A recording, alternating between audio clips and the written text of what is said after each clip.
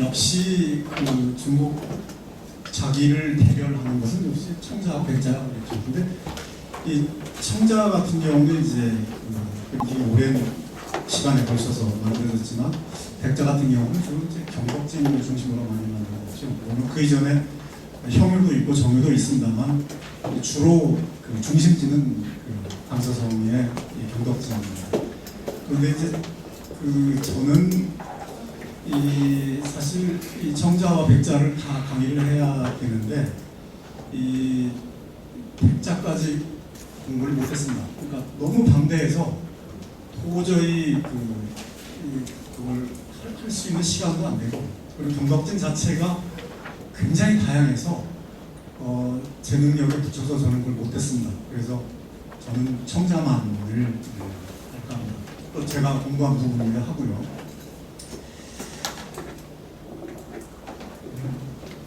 우리가 중국 도자사에 이제 관심을 가져야 되는데 왜 가져야 되는가? 이제 그거에 대한 간단한 그 이야기를 토론으로 이야기하겠습니다. 대체로 AD 10세기 중반 정도, 그러니까 우리나라에서 고려 청자를 만들기 전까지는 세계 도자사라고 해봐야 중국 도자사입니다. 중국밖에는 자기를 만드는 곳이 없었으니까요. 그런데 이제 그 10세기 중엽경에 이제 아마 여기서 강의를 하셨던 윤영희 교수님 같은 경우는 아마 10세기 후반이라고 말씀하시겠지만 제가 보기엔 10세기 중엽 같습니다. 10세기 중엽에 고려 청자를 만들기 전에는 이제 중국 도자사가 세계 도자사였는데 이 고려에서 그 고려 청자를 만들기 시작하면서부터는 이 세계 도자사가 이제 한중 도자사가 세계 도자사가 됐습니다. 그렇게 중요한 거예요. 이게 우리나라에서 고려 청자를 만들기 시작한 게, 즉 그 이전까지 이 중국이라는 한 나라에서만 만들기 시작하던 것이 이제 중국 이외의 국가에서도 이제 자기를 만들기 시작한 거죠. 그러니까 그렇게 해놓고 보면 지금 아날로그 시대에서 디지털 시대로 간 것보다 훨씬 더 기술적 발전이 의미가 큰 것이 바로 이제 그 고려 청자의 만들기 시작하는 거죠. 그래서 저 같은 경우는 이제 세계 도자사를 그 전기와 후기로 나누는데 전기 같은 경우는 이제 대체로 10세기 중엽 이전, 그러니까 이 중국에서만이 이제 자기를 만들기 시작하던 때, 이때를 전기로 본다면 고려에서 청자를 만들기 시작하면서 중국 이외의 지역으로 이 중국의 자기 제작 기술이 전파돼 나가기 시작한 시점, 그 이후는 이제 후기라고 봅니다. 그러니까 이 고려 청자의 발생이 그 분기점이 되는 거죠.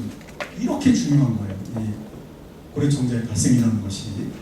그런데 그리고 이제 그 뒤로부터 그 고려 청자가 생산되기 시작하면서부터 한 200년쯤 되고 난 뒤에는 이제 비색 청자라는 게 생기죠. 그래서 전 세계적으로 비색 청자 같은 경우는 이제 이 천하 제일로 꼽힐 정도였으니까요.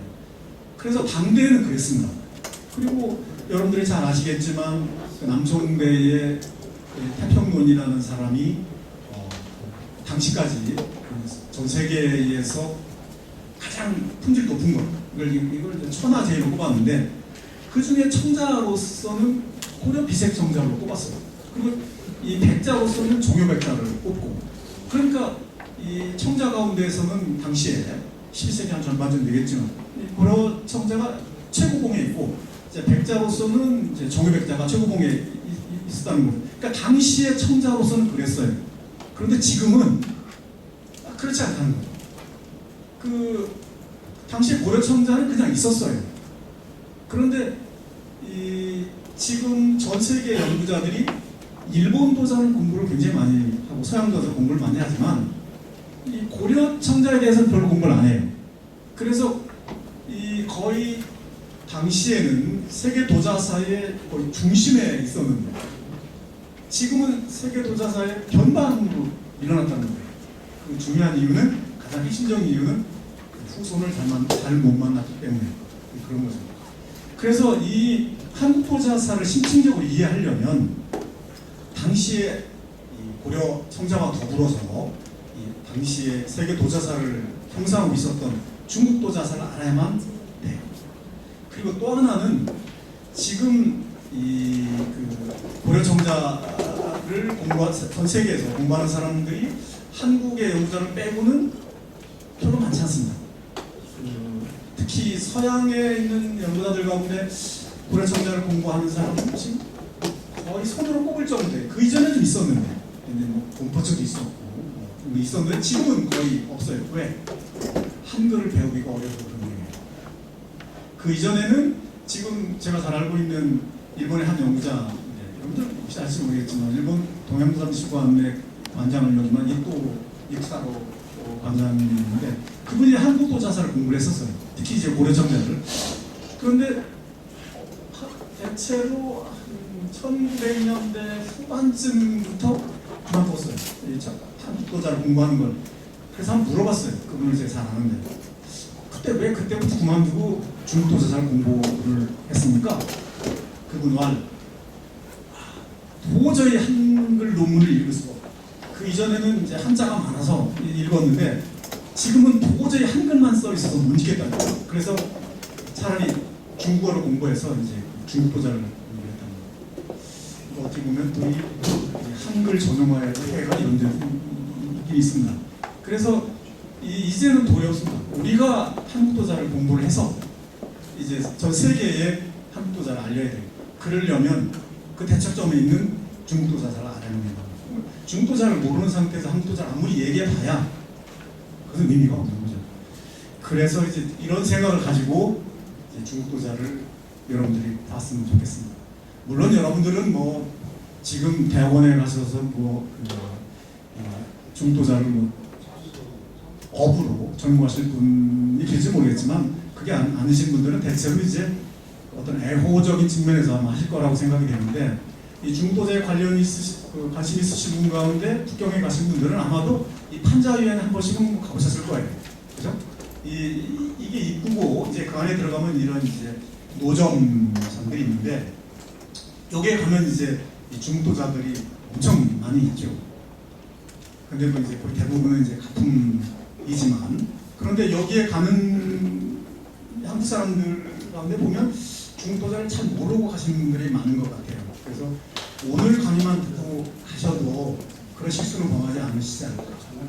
이제 아마 거기에 가시는 분들은 이런 꿈을 가지고 가실 거예요. 우리에게 행운이 뭘까? 이 판자위에 가서 인물 한 점 사면, 중도를 사면 이게 혹시 일확천금이 되지 않을까? 그럴 수도 있죠. 그 예가 있습니다. 여기에 있는 이 탁재 아닌데, 이건 이제 위에 잔이 올라가고 잔을 맞은 잔같습니다. 이것은 영국에 있는 한 노부부가 1920년대에 런던의 새벽 시장 같은데 노점상에서 산 거예요. 아주 싼 가격에. 그래서 이제 그분이 이게 뭔지 잘 모르고 그러다가 이걸 대형 박물관에 기증했어요. 필요 없으니 뭐. 그런데 나중에 알고 보니까 이게 여효작이에요. 그리고 이 뒤에 수성전이라고 쓰여 있습니다. 수성전은 남송 시기의 궁전 이름이에요. 그러니까 이것은 진품임에 100% 분명한 거죠. 지금 아마 이것이 경매에 나왔다고 치면 아마 지금 시세로 보면 아마 최소한 300억 원 될 겁니다. 아마 더 하겠죠. 이게 분명한 영문이 있으니까. 근데 그 영국의 노부부가 이걸 샀을 때는 그냥 뭣도 모르고 산 거예요. 그러나 지금은 그런 행운이 여러분들한테 오기 위해서는 알아야 돼요. 모르고서는 절대 그런 행운이 안 옵니다. 그러니까 결국은 여러분들은 그냥 속된 얘기가 덤태기만 쓰는 거니까 오늘 강의를 잘 새겨 들으시면 이 행운이 안 오는 것만 보면 온다. 이제 그걸 아시게 되겠죠. 자, 중국도자를 공부하기 위해서는 이 가마터를 알아야 됩니다. 이 가마터라는 것은 이 도자기를 붙든 곳인데, 이 가마터에 있는 파편들, 이것은 가품이 없어요. 가짜가 없다는 거죠. 왜냐하면 그 돈이 안 되니까요. 지금은 그것도 돈이 되긴 하지만. 그래서 이 가마터에 있는 상황을 잘 알아야 여러분들이 가품에 당하지 않을 수가 있습니다. 이 중국의 이 가마터는 대체로 요 회하를 중심으로 이 북쪽과 남쪽이 갈립니다.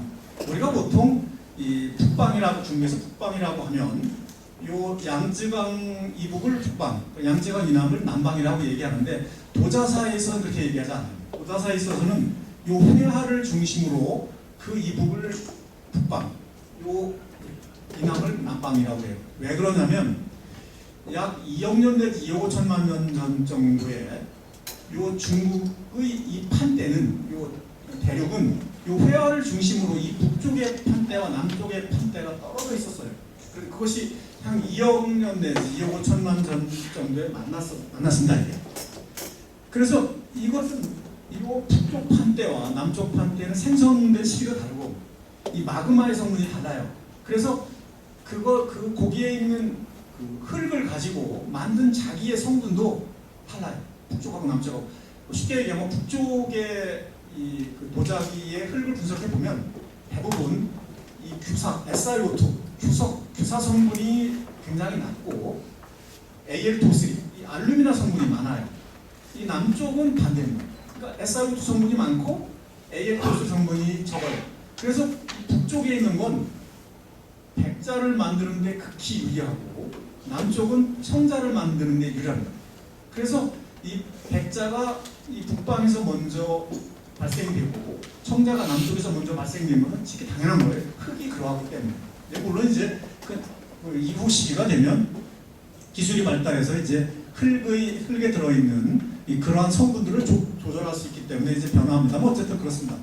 그래서 이 회화를 중심으로 해서 이 북쪽에 이 북방의 요장이 있고 남방의 요장이 있는데 저는 중국의 청자를 살펴볼 때에 이 회화를 중심으로 한 남방에서 대표적인 세 개의 요장, 즉 월요, 남송관요, 용천요를 살펴볼 거예요. 그리고 회화를 중심으로 한 이 북방에서는 대표적인 요장, 요주요, 여요, 균요를 살펴볼 겁니다. 아마 이렇게 6개의 요장을 살펴보면 여러분들이 대체적으로 중국의 청자를 구성하고 있는 대표적인 요장은 다 살펴보는 게 됩니다. 그래서 오늘 강의할 것도 이 6개의 요장이에요. 이 중국 청자에 오랫동안 연구가 되어오고 있습니다만 지금 쟁점이 되고 있는 연구 주제가 있어요. 그것을 보면 첫 번째는 이 원시청자라는 게 있는데 이 원시청자의 발원지가 어딘가, 이 문제가 있습니다. 이 원시청자인데 어떤 사람들은 북방이라고 주장하는 사람도 있고 어떤 사람은 남방이라고 주장하는 사람도 있습니다. 이것도 이제 강의 뒤에 살펴보도록 할 겁니다. 그 다음에 첫 번째 청자라고 할 수 있는 월요에서 이제 진정한 청자를 만들기 시작하는데, 월요에 보면 여러분들 잘 알다시피 비색자라는 것이 있습니다. 이게 대표적인 비색자죠. 이 비색자가 도대체 그럼 이 성격이 뭐냐? 이게 관요자냐? 아니면 일반 민요자냐? 아니면 조정해서 주문 제작한 것이냐? 이러한 이제 문제가 되고 있습니다. 두 번째는 왜 하필 이러한 월요에서 만든 품질이 높은 청자를 왜 하필 비색자라고 했는가? 비밀스러운 색깔을 가진 자기라는 뜻인데 왜 이 명칭으로 불렀는가? 이 명칭의 유래에 대한 것도 지금 논란의 핵심부에 있습니다. 그 다음에는 이 5대 시기에 들어오면 이 시효라는 것이 있다고 그러는데 이 시효는 대체로 이 명대 초기의 문헌에서부터 나오기 시작합니다. 이 시효라는 것이. 그래서 어떤 사람들은 이 시효가 이 5대 시기의 후주의 황제의 성씨가 시씨예요. 그래서 아마 후주의 관요가 아닌가 이렇게 이제 주장을 합니다만 이게 원대 이전의 기록에는 보이지 않아요. 그래서 이제까지 이 시효가 도대체 뭔가 이것의 성격을 두고 많은 논쟁이 있었는데 이것이 요주요가 발굴되면서부터 이게 이 요주요의 5대 시기의 그 청자가 혹시 시효가 아닌가 이런 논쟁이 지금 진행되고 있습니다. 그 다음에는 가장 큰 문제 중에 하나죠. 이 북송관요. 이 북송관요가 어디 있었는가? 이 북송관요가 이제까지는 이 북송의 수도인 개봉에 있다고 생각을 해왔는데 1986년에 정은승 원문관에 있는 리감이라는 연구자가 그게 개봉에 있었던 게 아니라 아마 여주에 있었던 것 같아요. 그리고 우리가 이야기하는 여요작이라는 것이 곧 이게 북송 관여작이다 라는 주장을 하고 난 뒤부터 아직까지도 싸우고 있습니다. 올 그 10월 달에 그 하남성에 그 여요의 가마터가 있는 마오펑이라는 곳이 있는데 이 마오펑에서 이 중국 고도작회 연회가 됩니다. 거기 주제도 여요 북송 관여. 근데 지금까지 이렇게 문제가 되고 있습니다. 두 번째, 그 다음에는 이 청량사 여요라는 것은 이제 여요자기를 만드는 곳인데 이 북송관여 자기가 어디서 만드는지를 알기가 어려우니까 이 그 가마터를 찾기 위해서 엄청난 많은 노력을 했지만 못 찾았어요. 그런데 2004년도에 여주 시내 장공항이라는 그 거리에 한 가정집에서 가마터가 발견이 됐는데 거기에서 이러한 자기가 나왔습니다. 근데 이것은 잘 분석해 보면 여요자기보다도 수준이 떨어지지 않아요. 그래서 이게 바로 북송관여 아닌가 이렇게 주장하는 사람이 있습니다. 장공원과 이제 그러한 논쟁이 있고, 그 다음에는 여러분들 많이 보셨겠지만 이른바 송대 관균의 문제가 있습니다. 이게 이런 것이 이것은 이제 장미홍이라고 그러는데 중국에서는 메이구이홍이라고 하는데 이건 이제 산화동으로 유학을 차는 거죠. 이런 것들이 이제 특히 화분 형태의 많은데 그리고 이제 필색 이런 것을 이제 송대 관균이라고 하는데 이것들은 이 밑바닥에 보면 꼭 거기에 숫자가 쓰여 있어요. 이런 것들이 이제까지 대부분의 연구자들은 송대 때의 송대 휘종 때의 관여에서 만든 것이다 이렇게 주장했는데 서양의 연구자들은 그렇지 않다. 이것은 기형적으로 분석해봤을 때 원대 말기에서 명대 초기 이후에 보이는 기형이다. 그러므로 이게 이 송대 때라고 하는 것은 틀린 것이다라는 논쟁이 아직도 진행되고 있습니다. 그 다음에 청자라고 하기도 뭐하고 백자라고 하기도 좀 어색한 이 가요라는 게 있습니다. 가요. 이 중국말로 이제 이 가는 꺼죠, 꺼. 그래서 중국에 가면은 이제 혹시 중국에 친구분이 있으면 따거라는 말을 여러분 아시고요. 따거 하면 그것은 대형이라는 뜻이에요. 그러면 이제 여러분 이제 따거의 반대편은 띠기겠죠. 제 아우제자.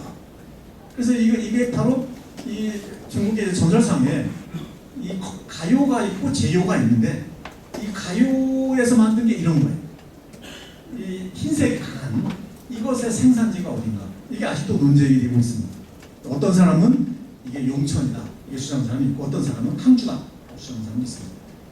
그 다음에 남송관여 전개 문제가 이것은 굉장히 큰 문제인데 이게 왜 문제가 되냐면 이제까지 남송관여라고 하는 것은 요장이 두 개인 줄 알았습니다. 하나는 이제 순회사 관여가 있고 하나는 이제 교단화 관여가 있는데 이 가마터가 두 개만 있다고 생각을 했는데 남송관여의 가마터가 이 두 개의 가마터 이외에 남송관여 타입의 이러한 도자기 파편과 이것을 굽던 요 도구들이 여러 군데서 발견이 돼요.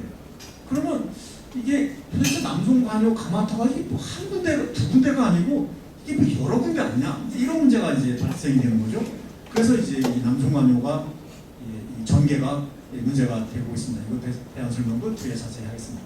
그 다음에 이제 여러분들이 잘 아는 용천요 가운데서도 명대 초기에 이와 같이 그 녹두색을 띠고 있으면서 기형이 굉장히 크고 관요 타입의 이러한 문양이 새깁니다. 관요 타입의 문양이라는 건 대부분 이제 용문이죠. 용은 이제 황제를 상징하니까 이런 기물들이 만들어지는데 이때 용천요가 관요인가 아닌가 뭐 이런 문제들이 문제가 되고 있습니다. 자, 여러분들이 이제 그 중국도자를 공부하려면 이제 그 책이 있어야 되겠죠. 아마도 이제 국내에서 발간된 책 가운데는 아마 그 전에 강의했던 방병선 교수의 중국도자사 연구가 비교적 좀 평이한, 그러니까 쉽게 참고할 수 있는 책이고요. 그 다음에 혹시 여러분들께서 관요자기를 혹시 공부해보고 싶다면 이 관요자기가 제일 비싸요. 한전에 이제 빌딩 컨체션 뷰입니다. 이걸 공부를 하시려면 제가 쓴 책을 보시면 됩니다. 그 다음에 이제 혹시 중국말을 아시는 분들이라면 중국 부산연합회 쓴 중국도자사를 보셔도 되고요. 그 다음에 이것은 이제 1981년에 나왔기 때문에 좀 오래돼 있어서 좀 설이 낡았어요. 그래서 좀 더 새로운 설을 읽고 싶으시다면 최구이상과 멍현자가 쓴 고대도자 이것은 이제 참고 포켓 용어가 되기 때문에 포켓북 용어가 되기 때문에 여러분이 쉽게 읽을 수 있습니다. 그럼 혹시 일본말을 잘 아시는 분들은 동양도사학에서 태어난 동양도사사, 이건 주로 연구사적 정리입니다. 그러니까 이걸 보시면은 비교적 신설에 대해서 아실 수가 있습니다. 자, 그러면 원시청자부터. 이 원시청자는 여기 보시는 것처럼 대체로 보면 이 청동기를 방지한 게 많습니다. 대부분이 청동기를 방지한 거예요. 이 청동기에도 이런 청동기가 있어요. 그리고 이러한 향로처럼 생겨 있는 이 다리가 붙어 있는 이러한 그 청동기가 있습니다. 그래서 이런 청동기들을 방지하는 것들이 이제 원시청자가 많기 때문에 이제까지 많은 연구자들은 혹시 이 원시청자는 기본적으로 청동기를 방지한 것이 아닌가 이렇게 생각을 했습니다. 그래서 이 당시에 많은 연구자들은 이 청동기가 값이 비싸니까 산료주의가 높은 사람, 경제적 부를 축적한 사람들은 이 청동 제기를 쓰고 그러할 만한 돈이 없는 사람들은 비교적 원시청자가 싸니까 원시청자로서 그런 청동기를 방지해서 제기용으로 팔았는 게 아니라 이렇게 생각을 보통 하고 있죠. 물론 이제 지금은 그 설도 이제 위험하긴 합니다만 이런 게 원시청자인데 이 원시청자라는 것은 사실 진정한 청자하고 큰 차이가 없습니다.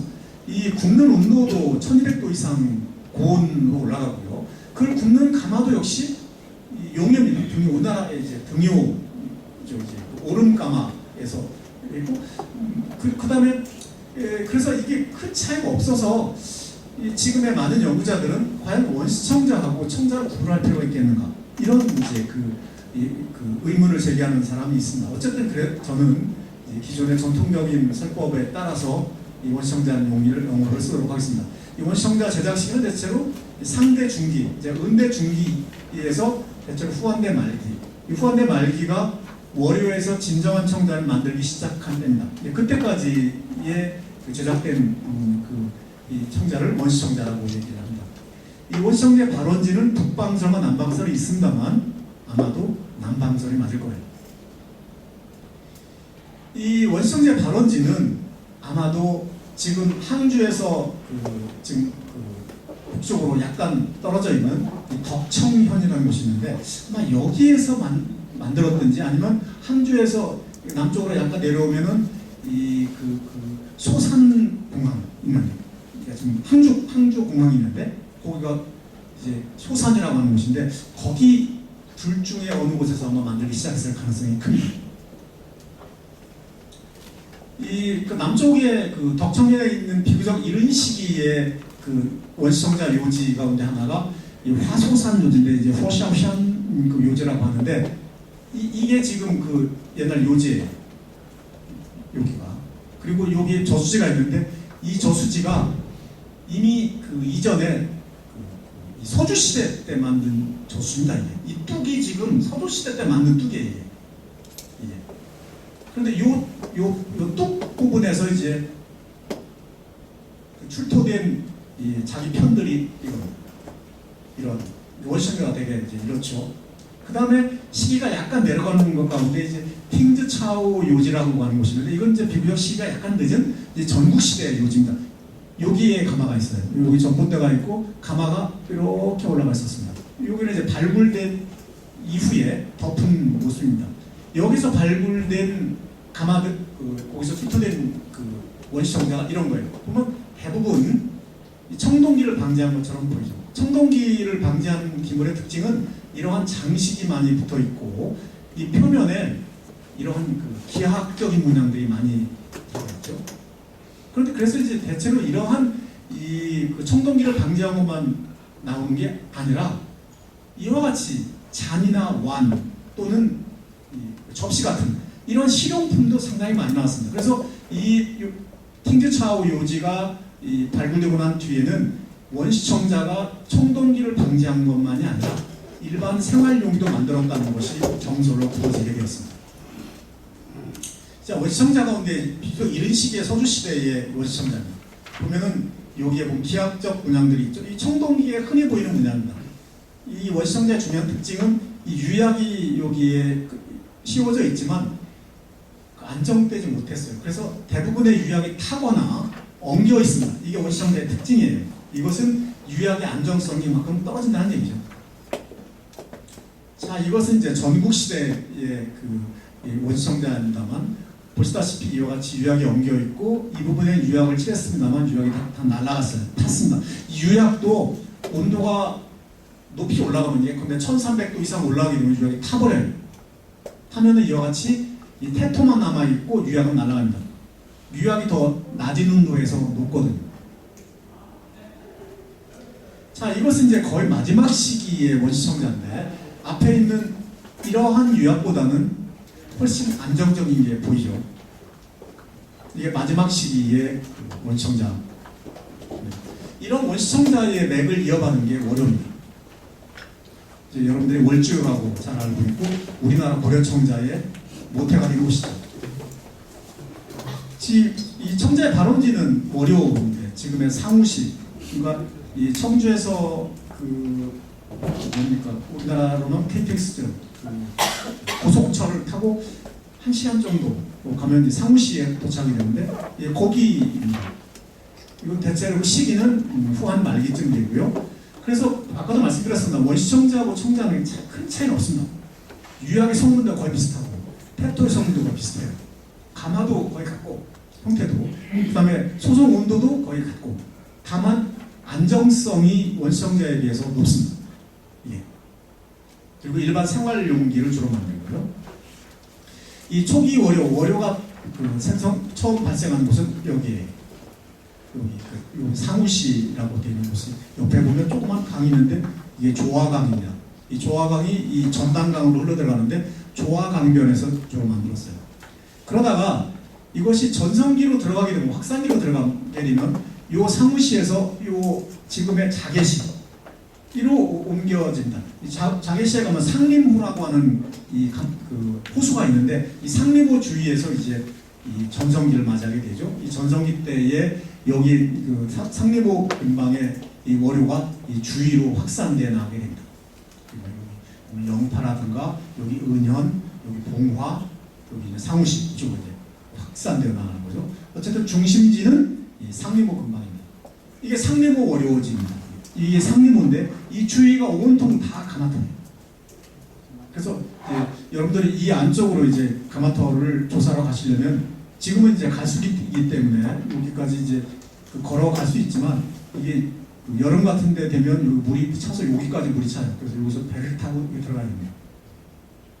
여러분들이 이제 상림호에 가시면 이게 상림호예요.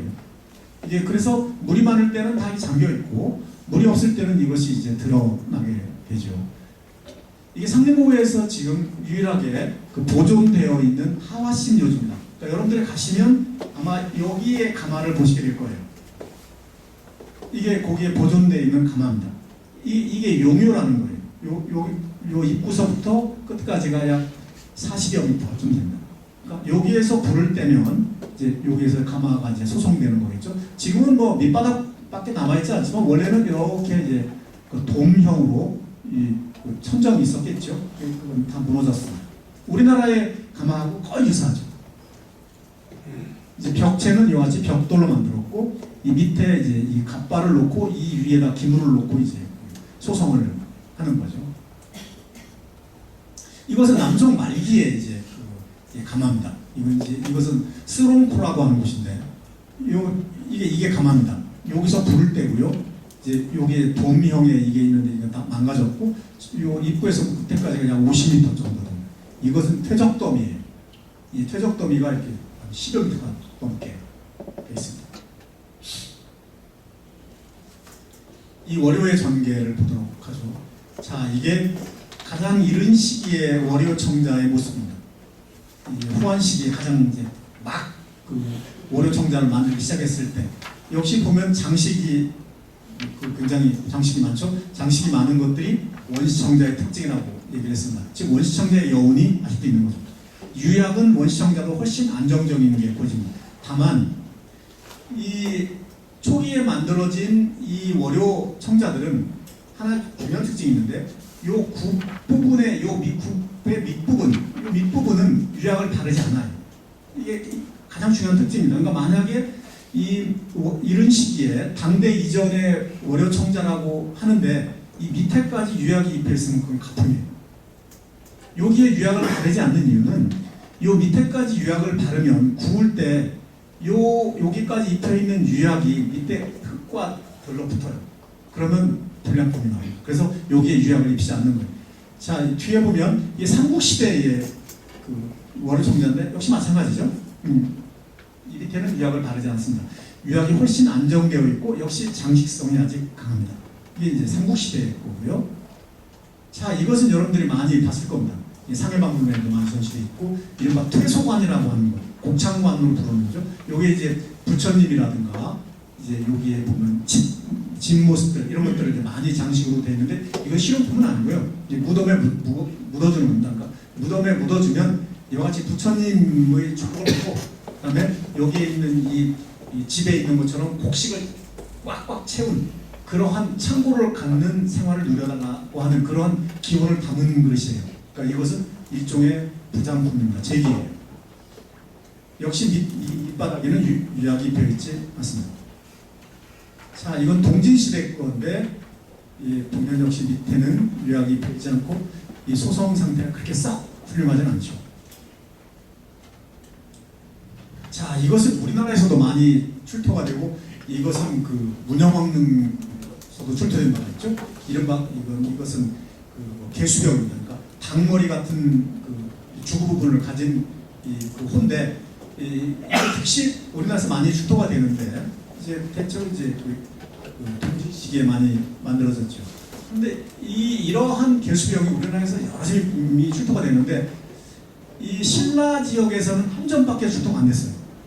이 황남대총에서 이 모든 지금까지 출토된 것에 황남대총과 한 점을 제외하고는 다 백제 지역에서만 출토됐습니다. 즉 이 그러니까 그 남북조 시기에 이 신라는 중국하고 거의 그걸 안 한 거죠. 교류가 없었던 거죠. 이 백제하고만 교류가 있었고 그 역사적 사실을 이 개수병이 증명을 하는 겁니다. 그러니까 백제는 그 남북조 특히 남조하고 많은 이 교류를 통해서 이런 것들을 많이 도입하게 되는데 이러한 도자기를 이 신라에서는 거의 도입이 안 돼요.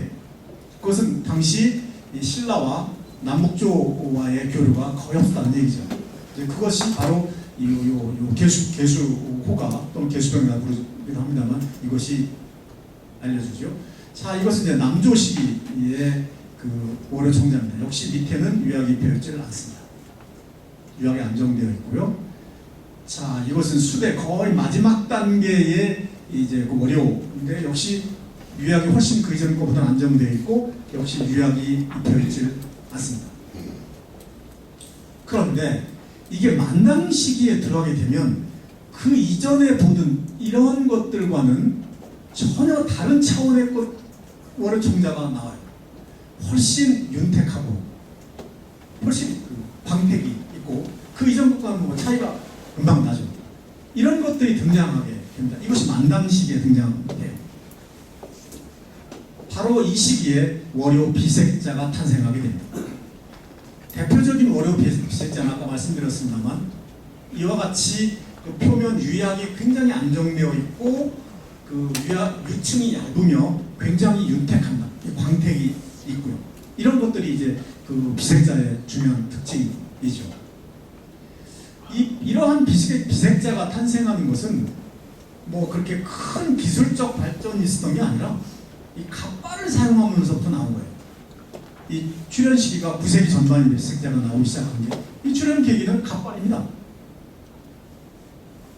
이 갑발이라는 건 여러분들 잘 아시겠지만 이게 갑발입니다. 이게 갑발인데 이 갑발 안에 이러한 기물을 놓고 갑발을 씌워서 구워요. 그러면은 이 갑발이 없이 굽게 되면 이 가마 안에 있는 화염이 요 기물의 벽에 직접 맞닥뜨리게 되겠죠. 그러면 화염은 온도가 지점에 따라 다 달라요. 그러니까 그 온도가 높은 화염에 맞은 이 기물의 그 기력의 유약은 탈테고 그 화염의 온도가 낮은 쪽에 화염이 맞은 곳은 그 유약이 안 녹고 이런 일이 벌어지겠죠. 그런데 이제 그런 것들이 이런 거예요. 이런 것. 이게 바로 이 그 화염이 직접 여기 갑발을 씌우지 않고 화염이 직접 요 기벽에 맞닥뜨린 기물들이 이래요. 그런데 이러한 기물들이 여기에 갑발을 씌우게 되면, 이러한 갑발을 씌우게 되면 화염이 갑발에 부닥치기만 하지 요 안에 기물에까지 접촉이 안 돼요. 그러니까 이 화염이 요 갑발의 그 외면에 부닥친 뒤에 이 그 갑발을 이제 온도로 올리겠죠. 그러면 요 갑발의 내면에서는 어떤 일이 벌어지냐면 이 균일한 그 온도의 그 공기가 요 기물에 안정적으로 동일한 온도의 그 화염이, 그러니까 그 공기가 요 기물에 맞닥뜨린다는 거죠. 그러면 요 기물의 벽에 맞닥뜨리는 온도가 다 똑같아요. 그러면은 바로 이렇게 매우 윤택하고 광택이 있고 안정적인 유층이 아주 균일하고 이런 게 나오는 거죠. 바로 그래서 이 갑발을 사용하기 시작하면서 비색자가 나오기 시작합니다. 갑발 사용 이전과 이후에 그걸 다시 한번 보면, 갑발 사용 이전은 이래요. 이 기벽의 그 유약이 막 응집되어 있고 잘 안 녹은 부분도 있고 이와 같이 흐르는 부분도 있고 그렇지만, 갑발을 사용해서 이제 보면 이와 같이 유층이 균일하고 굉장히 윤택해요. 이렇게 차이가 납니다. 갑발이 그런 이 중요한 기능을 하는 거죠.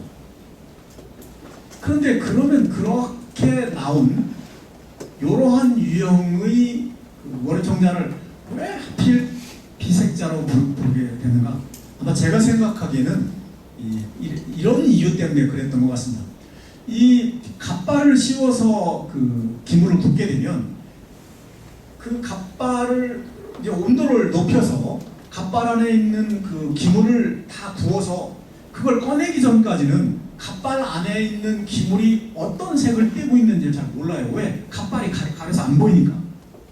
그래서 이것은 그 꺼내고 나면 그 색의 스펙트럼이 굉장히 다양합니다. 이게 황색 또는 갈색에서부터 담청록색까지 굉장히 다양한 색이 나와요. 그런데 그러한 이 유색은 이 월요의 도공들이 통제할 수가 없어요. 왜? 안 보이니까. 이 갑발 안에 있어서 그것을 꺼내기 전까지는, 꺼내서 갑발을 열기까지는 이게 무슨 색을 띠고 있는지를 몰라요. 그런데 그렇게 구워낸 색 가운데는 그 전에 전혀 보지 못했던 이러한 청록색을 띠는 전혀 다른 색을 띠는 이런 것도 나와요. 그래서 아마도 그 색을 신비로운 색이다 라고 이름을 붙이지 않는가, 막 그런 생각을 합니다. 이러한 월요천계, 그 월요 비색자의 전개를 보면요, 이 만당 시기의 비색자는 이런 것도 비색자로 부르고 이런 것도 비색자로 불렀어요. 그러니까 이와 같이 담청록색을 띠는 것도 비색자로 불렀고 이와 같이 황색이나 갈색을 띠는 것도 비색자입니다. 그러니까 이 갑발을 씌워서 구워낸 건 다 비색자로 불렀던 것 같아요. 그런데 이것이 만당 시기를 지나서 5대 시기로 넘어가게 되면 이와 같이 담청록색을 띠는 것만 비색자라고 합니다. 왜? 그러니까 다시 말하면 이러한 황색이나 갈색을 띠는 그 비색자는 비색자에서 탈락하게 된 거죠.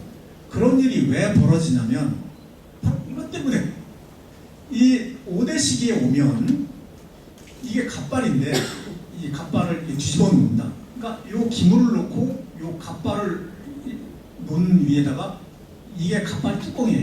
이게 갑발 뚜껑을 덮습니다. 그러니까 원래는 이게 뒤집혀 있어야 되는 건데 잘 보이라고 이제 덮는 거예요. 그런데 문제는 이 갑발을 놓고 그 안에 이제 이런 기물을 놓고 갑발 뚜껑을 덮으면 이게 갑발 뚜껑과 갑발 사이의 틈입니다. 틈. 이게 원래는 이 틈으로 화염이 들어가요. 화염이 들어가면 그 화염이 이 기물의 벽에 맞닥뜨린다는 거죠. 그러면 이 기물이 역시 또 화염에 직접 맞닥뜨리니까 이 온도가 높은 부분과 낮은 부분이 소성이 일정하지가 않아요. 그래서 월요의 도공들이 권해낸 것은 여기에 유약을 발라놓는다. 요 틈 사이를 유약으로 밀봉시켜버려요. 그러면은 밀봉시켜서 온도를 높게 가면 이것이 이 부분이 녹아요. 그럼 이 부분이 녹으면은 요 갑발과 갑발 뚜껑 사이를 밀봉시켜버린다. 그럼 밖에서 화염이 못 들어가요. 그러면 이 안에 있는 요 기물이 소성되기만 하면 100% 이와 같이 점녹색을 띠는 게 나와요. 그래서 5대 시기에 들어가게 되면 이런 방법으로 구웠기 때문에 이와 같이 단청녹색을 띠는 것만 비색자로 부르게 됩니다. 즉 여기에 이 갓발과 갓발 뚜껑 사이를 이 유약을 바르지 않고 그냥 구운 것들, 이런 것은 이제 비색자의 범주에서 벗어나게 되는 거죠. 그런데 이렇게 굽게 되면 한 가지 단점이 있습니다. 이걸 굽게 되면, 이제 구워서 꺼내게 되면 이 안에 들어있는 이 기물을 꺼내야 되는데, 이 기물을 꺼내기 위해서는 이 갓발을 깨트려야 돼요. 왜? 요 갓발과 갓발 뚜껑 사이에 유약을 달아놨기 때문에 이 유약이 식으면 이게 딱딱하게 굳어요. 그래서 이 둘 사이를 밀착시켜버립니다. 그래서 이것을 깨뜨리지 않으면 요 기물을 못 꺼내요. 그러면 요 기물을 한 점을 굽기 위해서는 요 갓발과 갓발 뚜껑 하나가 소용되고 깨진다는 거죠. 갓발이 비쌉니다. 예, 갓발이 비싸요. 그래서 이 월요 가마타를 보면은 이 깨진 갓발을 이 보수해서 재사용한 게 굉장히 많아요. 이게 이 기물의 단가를 높이는 주범이에요, 이게.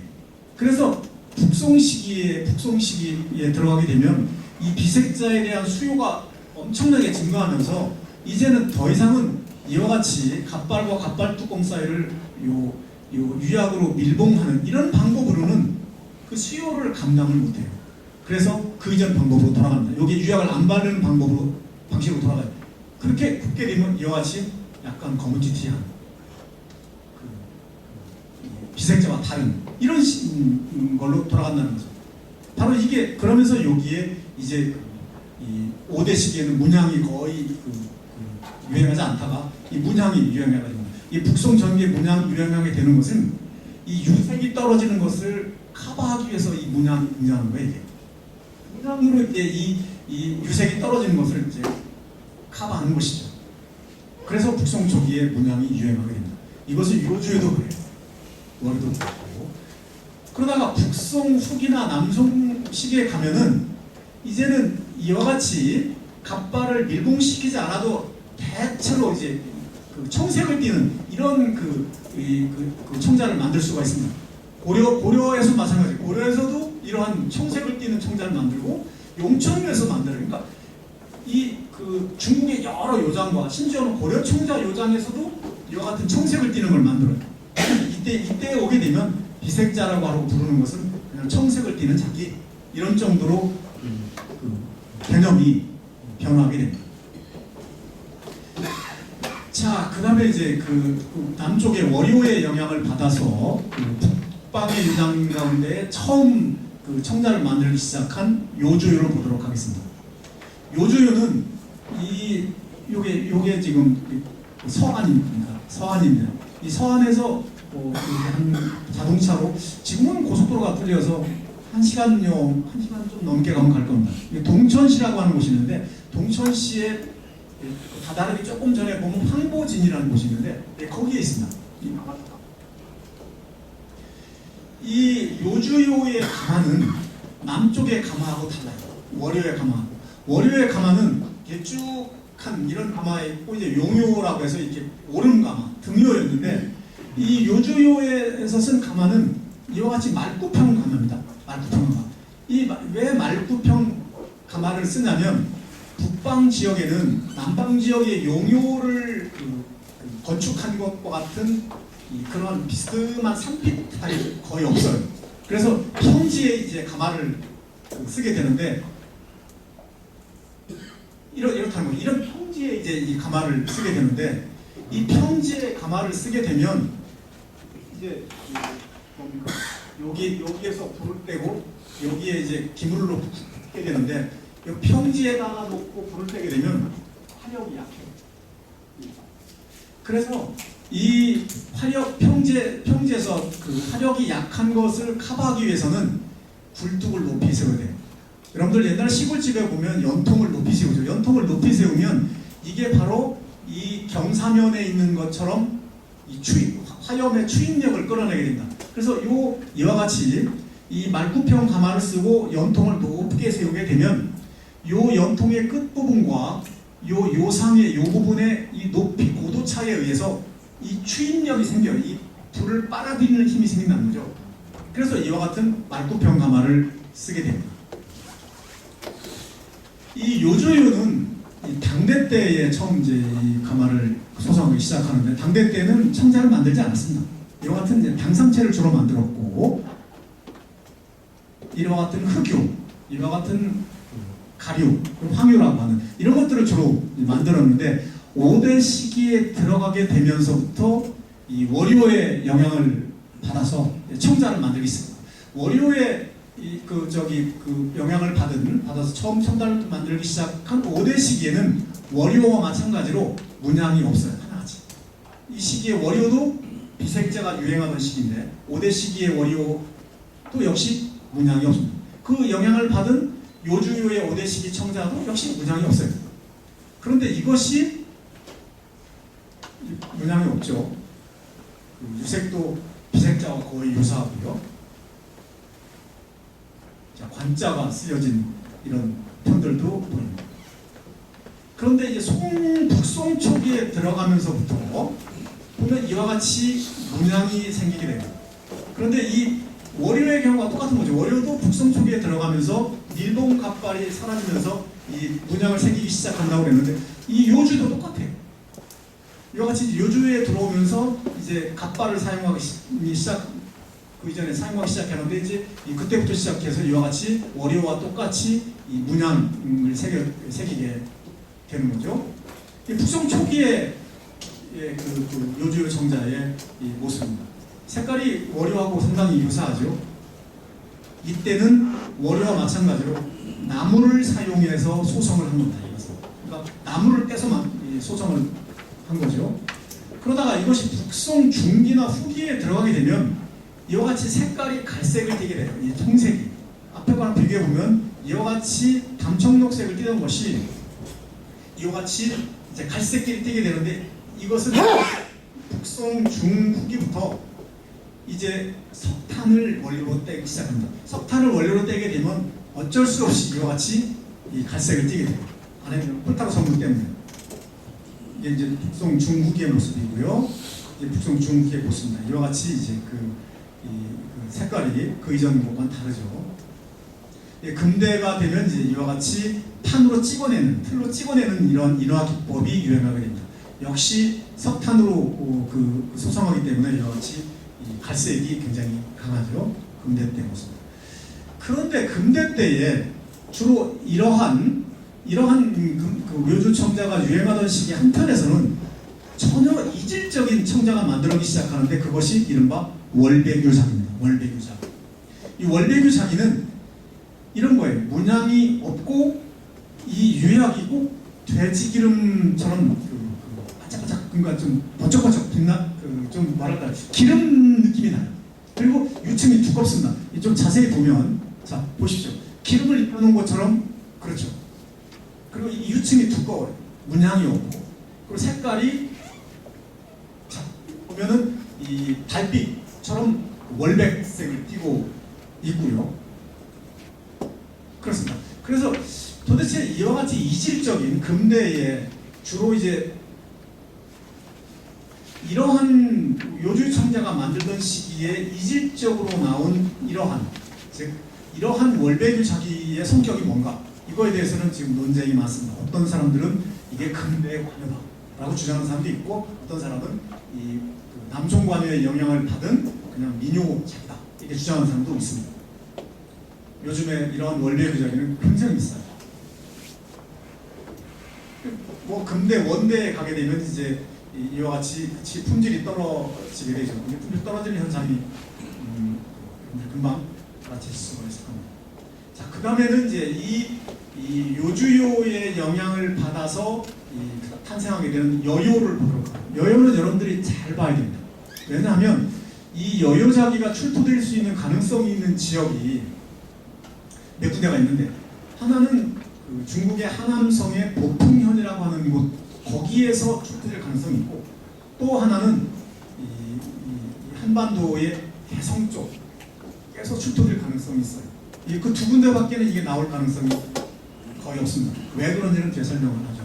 이 월요는 그 여요는 이 하남성의 이 평정산시라고 하는 곳인데 거기에 보면은 그 보풍현이라는 곳이 있습니다. 보풍현이라는 곳이 있는데 보풍현의 그 일부 하위 그 지방행정 단위의 그 대영진이라는 곳이 있는데 대영진에 있는 한 촌이 청량사촌입니다. 청량사라는 조그만 절이 있는데 이제 그 동네에 있어요. 이게 이제 그 여유를 발굴하는 겁니다. 이게 2000년도에 발굴한 것이고 여기는 2012년에 발굴된 겁니다. 2016년까지 발굴해서 발굴이 끝났어요. 그러니까 여러분들이 지금 가시면 지금 이와 같이 발굴한 쪽에 보호각이 지어 있어서 여러분들이 관람하기가 쉽게 되어 있습니다. 이 여유의 그 가마 구조는 두 종류가 있는데 하나는 이와 같이 말구평 가마가 하나 있고 말구평 가마가 있는데 이것은 초기 형태입니다. 이 초기의 그 가마는 이와 같이 말구평 가마가 그 대종을 이루고 있는데 여기에서 불을 떼게 되면 여기에 적재해놓은 그 여유자기가 부어지는 거죠. 이 뒤는 연통입니다. 연통이 이렇게 써 있는데 지금 이제 없어진 거죠. 그리고 이제 이게 후기로 가게 되면 이제 진정한 여유자기를 만들던 가마는 이와 같이 타원형입니다. 앞에 있는 이런 말구평 가마는 다르게 이와 같이 타원형으로 되어 있습니다. 그 여기가 요상이고요. 요 앞에 조그만 곳이 여기서 이제 불을 떼는 거죠.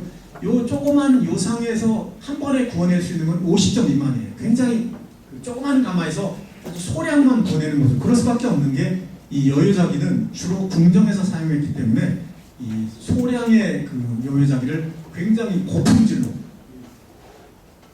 구워내는 것이 일반적이었습니다. 그래서 이 초기 가마는 비교적 크고 이 후기의 가마는 비교적 이와 같이 작습니다. 타원형 가마죠.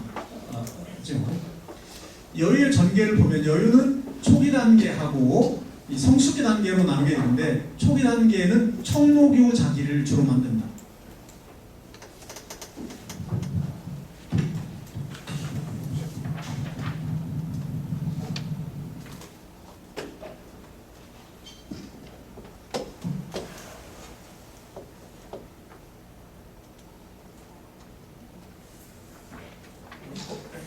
덥지 않습니까? 덥죠? 요즘 경제가 안 좋아서 그런데 귀죠? 사우나 할 그런 거.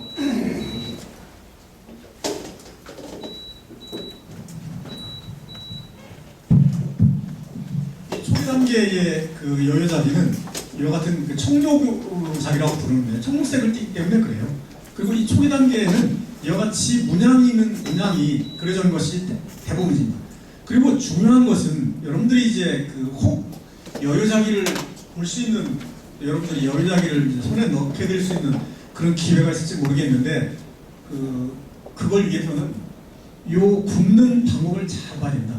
이 초기 단계의 경우를 보면 이 굽기 위해서 이 굽에다가 지정이라는 것을 받치게 되는데 이 지정을 받친 요 흔적이 비교적 커요. 이렇게 큽니다. 그리고 이 밖에도 이 문양이 있습니다.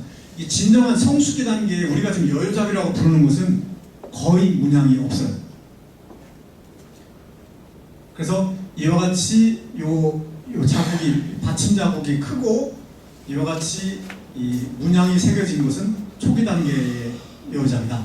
그리고 초기 단계의 여유자기는 값이 없어요. 비싸지 않고 별로 귀하게 여기지도 않습니다. 왜냐하면 문양 많으니까. 그런데 이것이 성숙기 단계에 들어가게 되면 천청유라고 부르게 되는데 이게 이제 청량사 여유지에서 출토된 겁니다. 이것이 진정한 여유자기예요.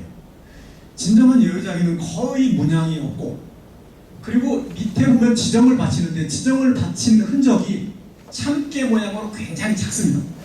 그러니까 이 참깨 모양으로 굉장히 작은 이러한 받침 흔적이 있어야 이게 진정한 여유자기예요.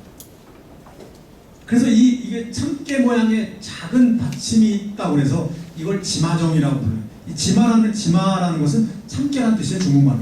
이 참깨와 같은 못자국이 있다. 그래서 이 지마정을 부르는데 이와 같이 실제로 참깨만한 우리 보면 참깨 있죠. 그런 참깨만한 작은 받침 흔적이 있어야 진품 여유자기라는 거예요. 물론 그렇지 않은 경우도 좀 있긴 합니다만 어쨌든 그렇게 알아두시는 게 좋습니다. 자, 이게 이제 청량사 여유에서 제가 수습했던 파편입니다. 주로 이런 색을 띠고 있어요. 자, 보면 여기 보이죠? 이게 지마정입니다. 그러니까 바뀐 흔적이에요. 그리고 이러한 색들이 이게 뭡니까? 이 천청유. 천청유. 실제 천청유가 이런 색을 띠고 있어요. 그러니까 이건 제가 실제로 놓고 그 원색에 가장 가깝게 촬영한 거기 때문에 이 색을 연상하시면 돼요. 이게 여유자기가 이제 이런 색입니다. 주로.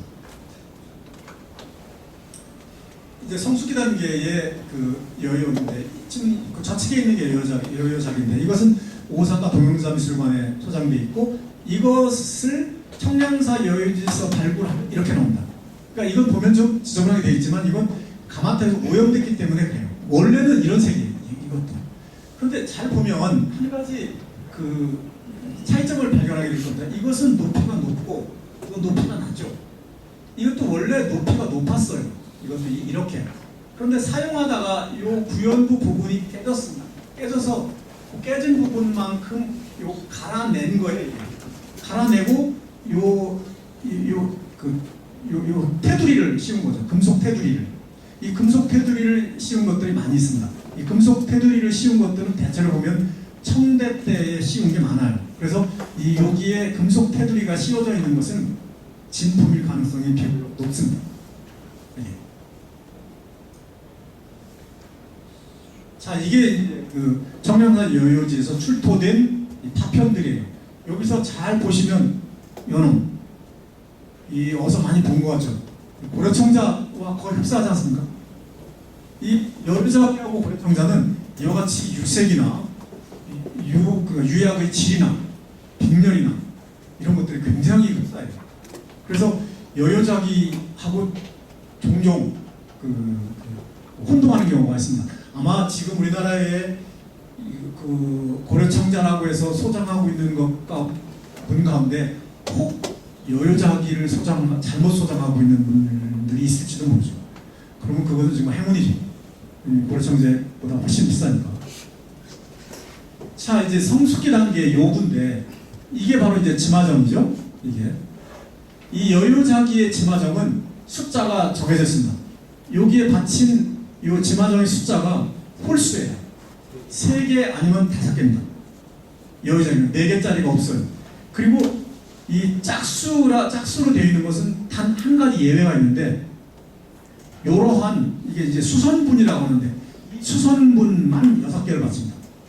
뒤집어 보면 6개를 받치는 적이 있어요.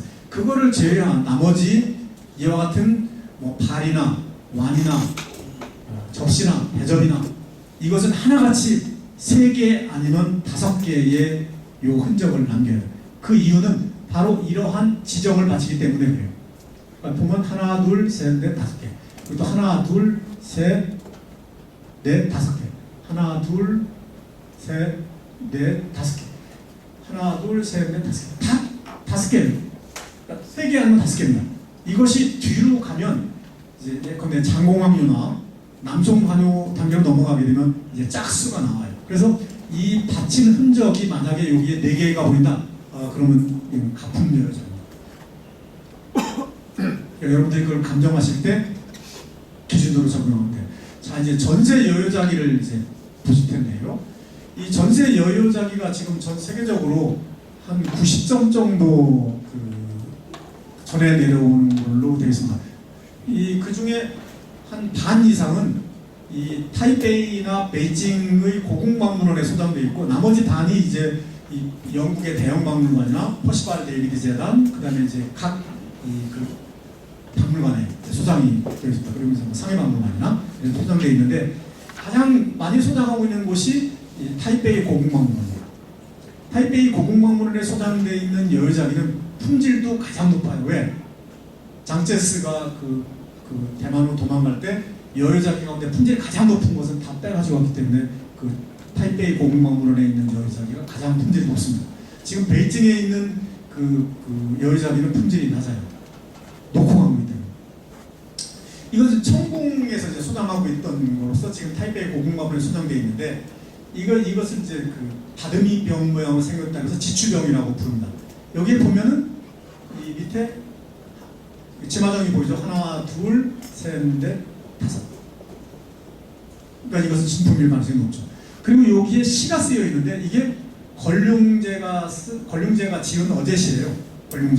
걸륭제는 많은 여여작이나 정여작이, 반여작이 이런 것들을 감상하고 시를 지었습니다. 그리고 그 가운데 일부를 이 기물의 밑바닥에 써놨어요. 그래서 여기에 이 어제시가 쓰여 있으면 진품일 가능성이 높아요. 그런데 요즘에 와서는 이 어제시를 가품 여여작에 써놓는 경우가 있습니다.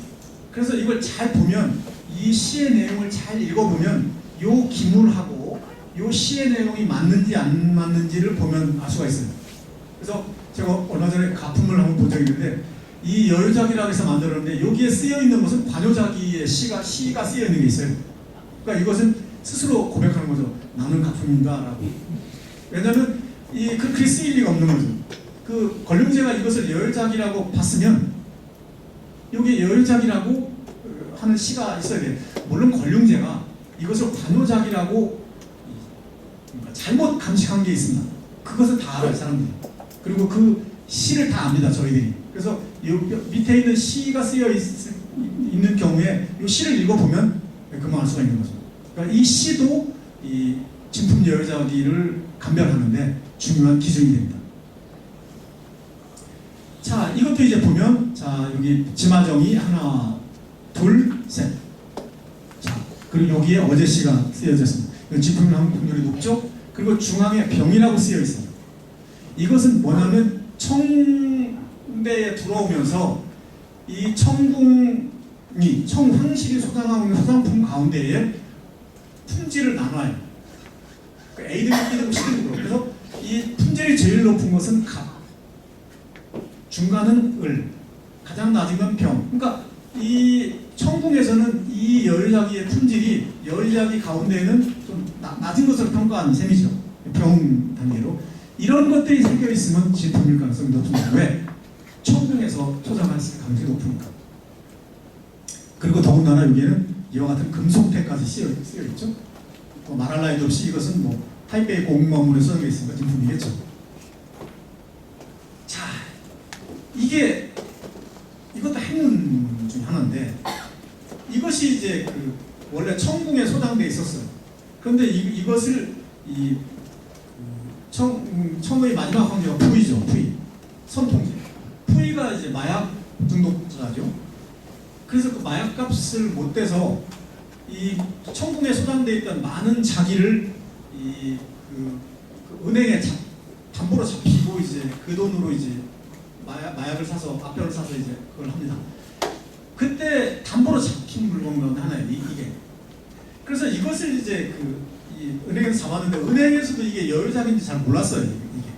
그래서 이것을 이제 미국의 어떤 미술관 이름은 잘 확실히 모르겠는데 거기에 팔았어요. 센트리스인가? 거기 팔았는데 거기 박물관에서도 이게 여유작인지를 몰랐습니다. 그런데 이 여유자기에 대해서 지금 기념비적인 논문을 쓴 사람이 퍼시발 데이비드라고 하는 그 영국 사람인데 그 사람이 이제 이러한 유형의 자기가 여유자기라는 것을 처음 밝힌 사람입니다. 그 사람이 그 박물관에 가서 보니 이런 게 있는 거예요. 그래서 그걸 팔아라. 그래서 비싼 값을 주고 샀어요. 근데 그 박물관에서는 이게 여유자기인 줄 몰랐으니까 이걸 팔아가지고 다른 좋은 유물을 많이 샀습니다. 그런데 이게 세상에 이게 여유자기의 주의야. 나중에 땅을 치고 통곡해도 알 수가 없는 바꿀 수가 없는 이미 퍼시발 데이비드가 이걸 가지고 영국으로 간 뒤였어요. 이게 여유자기 가운데 품질이 가장 높은 겁니다.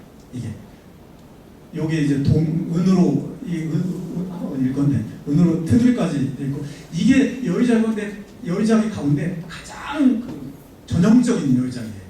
그런데 이걸 청문 걸륭제가 이 유물을 보고 감상을 했는데 걸륭제는 이게 여유작인지 몰랐어요. 그래서 이것을 균요작이라고 잘못 감식을 했습니다. 그래서 그 시를 쓰고 그 시를 요 내면에다가 안쪽에다 이걸 써 넣었어요. 그런데 이 세인트루이스인가 잘 모르지만 원래 이걸 구입했던 그 사람들도 이 시를 읽어보니 이게 균형에 대한 얘기가 나오거든요. 그러면 이게 여유작일 리는 없다고 생각한 거죠. 왜? 권력제가 이걸 균형으로 감식을 했으니까. 그런데 퍼시발 데이비드는 이걸 알았어요. 권력제가 감식을 잘못했구나. 그리고 이것을 스스로 이제 여유작으로 감식을 한 거죠. 그리고 사서 영국으로 갔는데 그걸 알고 난 뒤에는 이제 그 영국행 배는 떠난 거죠. 그래서 이게 정말 아는 만큼 보이는 그 중요한 이것도 이제 그 타이페이 공공문헌에 수정되어 있는데 보시죠. 하나, 둘, 셋, 넷, 다섯 개. 그리고 권룡제의 어제시가 새겨져 있고요. 그런데 권룡제는 참 괴팍스러운 사람이었습니다. 그러니까 이 권룡제는 뭐 그 죽을 때까지 평생 4만여 편의 시와 문장을 썼으니까 막 그 중에 상당히 많은 부분은 이 관료들을 동원해서 쓴 것 같아요. 왜냐면 그렇게 많은 걸 쓸 수가 없거든요. 하루에 뭐 한 6, 7편씩 썼다니까 밥 먹고 이제 그것만 써도 힘들 판인데 그것만 한 게 아니라 여유자기를 감식하고 그걸 유물카드를 만들었습니다. 권룡제는. 지금 이 타이페이 고궁광문헌에 이 유물이 소장되는데 이 유물을 감상하고 이렇게 이제 그 유물카드를 만든 거예요. 자 보면 송여요 주형 필세라고 되죠. 이것이 송대 때에 만든 거라는 거. 이게 여요에서 만들었다는 것. 그리고 이것이 주형 필세라는 것. 그 다음에 이것의 품질이 을등급이라는 것. 그리고 여기에 보면 크기. 그 다음에 여기 밑에 뭘 받치고 했는지, 유색이 어떤지, 이것까지, 그리고 빅렬이 어떤지 정확하게 다 썼습니다. 그러니까 요즘의 유물카드보다 더 자세해요. 그뿐만이 아니라 이 유물을 거의 그대로 사진을 방불케 하는 요 그림을 그려놨습니다. 이것은 빅렬까지도 거의 똑같아요. 이렇게 이제 유물카드를 만들어 놨습니다. 더욱 흥미로운 건 이제 이게 요 유물인데 역시 여유작이죠. 하나, 둘, 셋. 그런데 흥미로운 건 이 유물카드입니다. 이것은 이 번공창색이라고 하는 그 유물카드에 있는 건데 이것은 이제 이 유물을 그 권룡제가 감식을 하고 감상한 다음에 만든 유물카드예요. 그런데 여기서 한번 여러분들이 보셔야 될 게 요 부분입니다. 요 부분. 뭐 약간 노랗게 보이죠? 이게 요 부분이 바로 요 부분을 그린 거예요. 그러니까 이 유물을 정확하게 그렸는데 심지어는 빅렬까지도 거의 똑같아요. 지금 빅렬 가 있는 건가? 여기에 빅렬 나와 있는 것하고 대조해보면 이 빅렬은 지금도 생기고 있거든요. 그러니까 여기에 생긴 빅렬 가운데 권룡제 이후에 어떤 빅렬이 생겼는지 알 수가 있어요. 그 정도로 정확히 이게 참 괴팍한 사람이죠. 그 여유자기하고 이제 고려 비색청자하고 그 중간에 휴식 시간이 있는데 시간 별로 없으니까 그냥 하겠습니다. 이 여유자기하고 고려 비색청자하고는 굉장히 유사한데 그래서 이제 고려 비색청자하고 여유자기를 혼동하기가 쉬워요. 여러분들 과연 혼동하게 생겼는지 안 생겼는지 한번 보실까요? 자, 여러분이 보시기에 어떤 게 고려 청자처럼 보입니까? 이거요? 이거요? 이거요? 이게 고려 청자로 보인다는 거예요. 이게 고려 청자로 보인다는 거예요. 이게 여유자입니다. 이게 고려 청자고 뭐 거의 흡사하죠.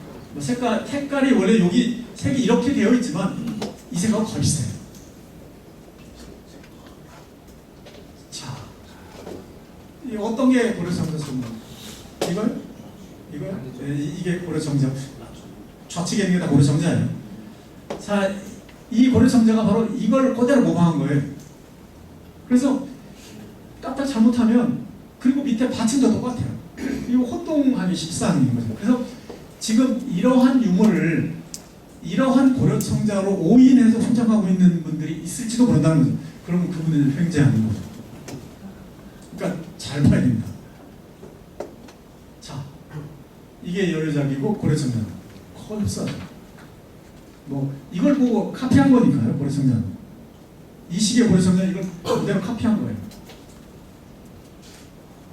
매병이죠. 이게 여의작이 고려청자. 탁자입니다. 여기 뚜껑이 있지만 여기는 원래 뚜껑이 있었을 거예요. 뚜껑 있는 거고. 자, 여기에 이제 있는 북판문 봐도 검사. 이건 뭐 거의 이건 그 제 친구 가운데 그 여여자기를 발굴한 성내사 여여를 발굴한 그 연구원 가운데 꼬무선이라고 있는데 이 친구가 2004년도에 지금 경기도 박물관에서 이제 이 중국 청자 특별전을 한 적이 있는데 그때에 왔었어요, 그 친구가. 그래서 이게 중앙박물관에 소장되어 있는 건데 이게 이유물을 보고 이건 여유작이 아니냐고. 그렇게 착각을 했어요. 이것과 똑같아요. 크기 이게 완벽하게 똑같습니다. 그래서 이게 여유작이 아닌가 혼동할 정도였어요. 왜 그럴 수밖에 없는 게 이유물을 보고 이걸 만든 거니까요. 그러니까 이런 것이 많아요. 이 우리나라에 이게. 그래서 혹시 이런 여유자기를 만약에 고려청자라고 오인해서 소장하고 있으면 아마 이것은 여유자기한테 가장 비싼 걸 겁니다. 이건 향무거든요. 그러니까 여러분들이 공부를 잘 하셔야 되죠. 뭐 거의 한 사람이 만든 거잖아요. 자, 이것도 마찬가지죠. 이게 여유자기고 고려청자는 뭐 거의 카피한 거죠. 그러니까 혹시 이러한 유형의 고려청자를 보신 분이 있으면 이러한 여유작일지도 모른다는 희망을 놓지 마시기 바랍니다. 자, 이거 카피한 거. 이거 제가 이제 이 고려청자 파편을 가지고 중국에 가서 여유작일 파편하고 같이 놓고 한번 찍어본 거예요. 자, 이거 보십시오. 이 유색하고 이 유약의 질을 보면 고려청자가 약간 녹색이 좀 강하고 일반적으로 그 다음에 광택이 좀 강합니다.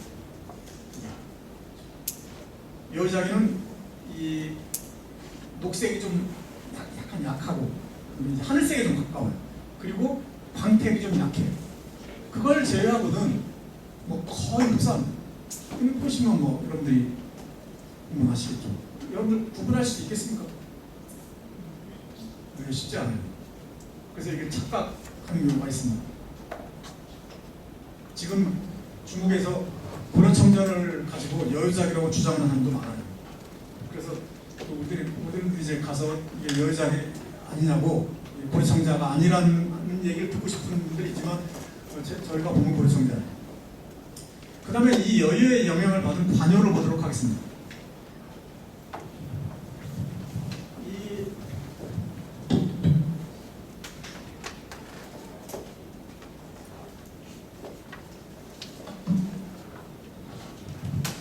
북송관요를 둘러싼 논쟁은 이건 뭐 남송식이 또 하나 있었던 것 같아요. 이 논쟁이 지금까지도 오는데 이 북송관요를 둘러싼 논쟁의 핵심은 이것이 변경관요인가 여관요인가 즉 이 얘기는 변경이라는 것은 지금 오늘날의 개봉이에요. 개봉. 그러니까 북송의 수도라는 거죠. 그러니까 이 북송관요가 그 북송의 수도인 변경에 있었는가 아니면 여기 여관요 이 어느 여주를 가리키죠. 오늘 함성 여주. 이 여주에 있었는가 그 차이다. 그것은 이 한 문장에서 비롯되는 거예요.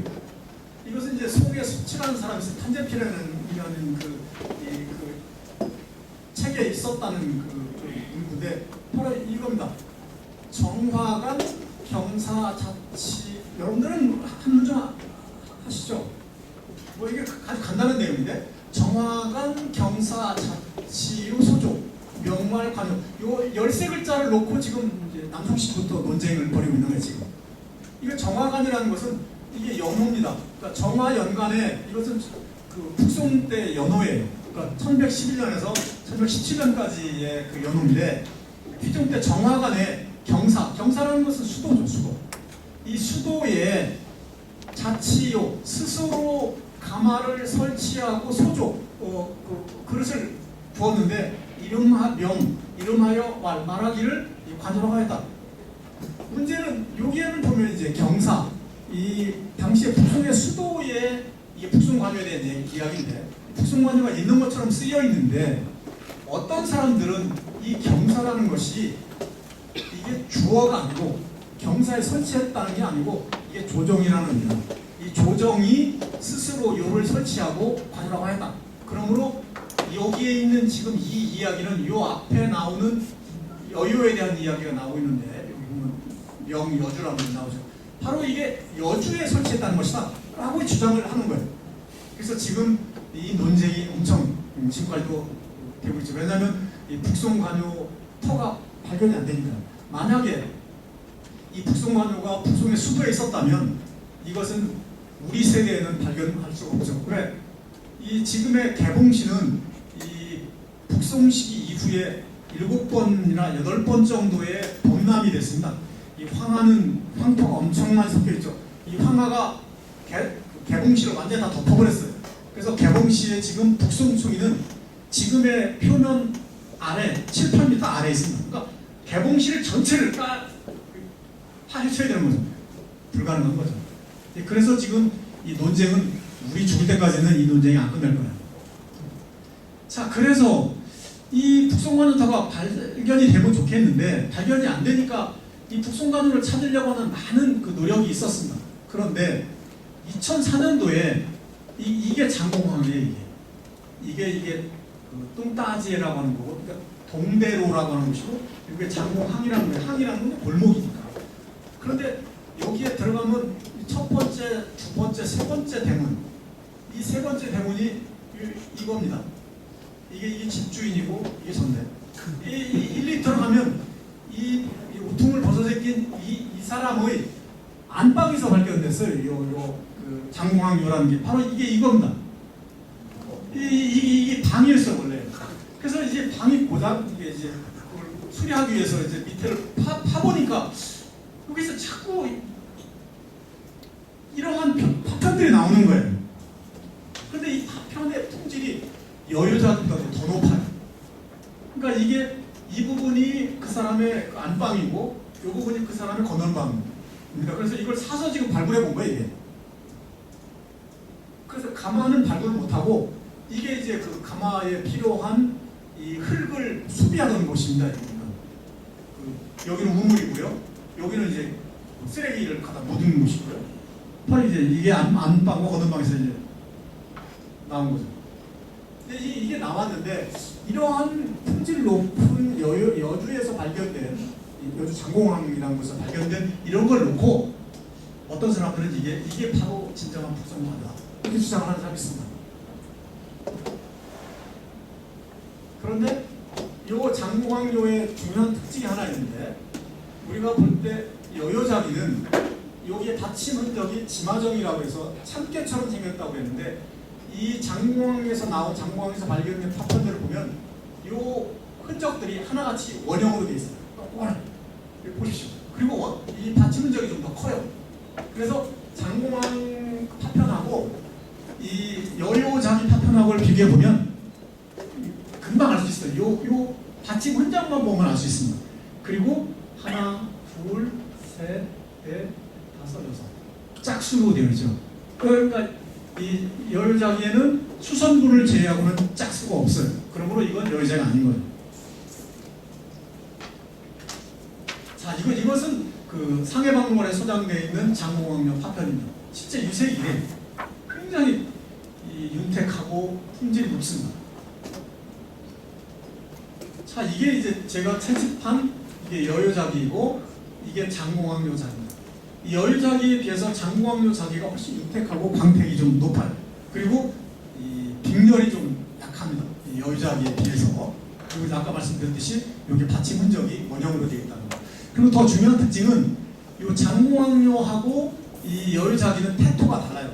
자, 여기 잘 보시면 이 아래 것이 장공항요 파편이고 이 위쪽이 여유자기 파편입니다. 이 여유자기 파편은 이 제사 지낼 때 쓰는 향을 태우고 나면 그 향재가 났는데 그 재 색깔하고 굉장히 비슷해요. 회백색이에요.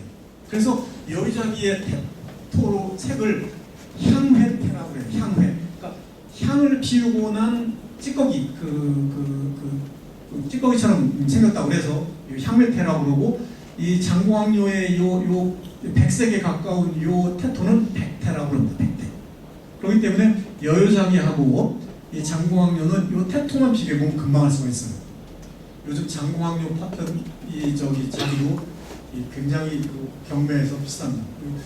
몇 년 전에 이것이 경매가 2점이 경매가 됐는데 160억에 경매가 됐습니다.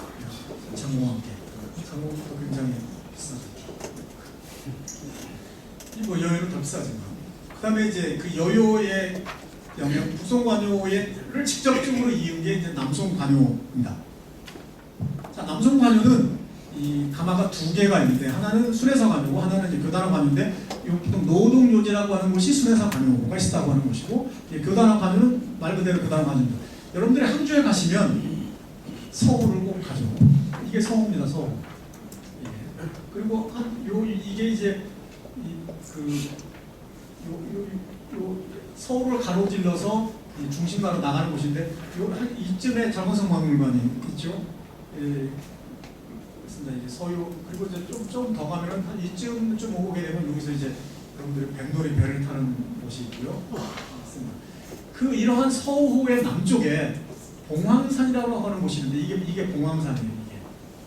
그리고 이 밑에가 오귀산이라고 하는 곳인데, 이 봉황산의 계곡 속에 노동이라고 하는 조그마한 계곡이 있는데, 거기에서 손에서 관요가 발견됐습니다. 그리고 이 교단화 관요는 일찍이 발견됐는데, 이 지금 남송관요 박물관이 있는 터예요. 남송관요 박물관에 가면 이 교단화 관요 발굴해서 복원해놓은 곳이 있습니다. 그리고 이 남송관요 바로 옆에는 이게 팔계전이 있는데, 지금 팔계전이 있죠? 바로 옆에 있습니다. 이게 남송관요 이제 가마인데, 이게 용요입니다. 이게 노동요에서 발굴된 건데, 여기 보면 좀 용요의 형태가 잘 안 나고 있지만 이거예요. 여기가 불 때는 곳이고, 이게 이제 가마 요상입니다. 이제 노동요에서는 이제까지 남쪽의 남방감에서 거의 보이지 않는 이러한 말굽형 가마도 있어요. 왜? 남송관요가 북송관요의 맥을 이었기 때문에 북송관요에서 가마를 굽던 사람들이 내려왔거든요. 그들이 이러한 말굽형 가마도 세운 거죠.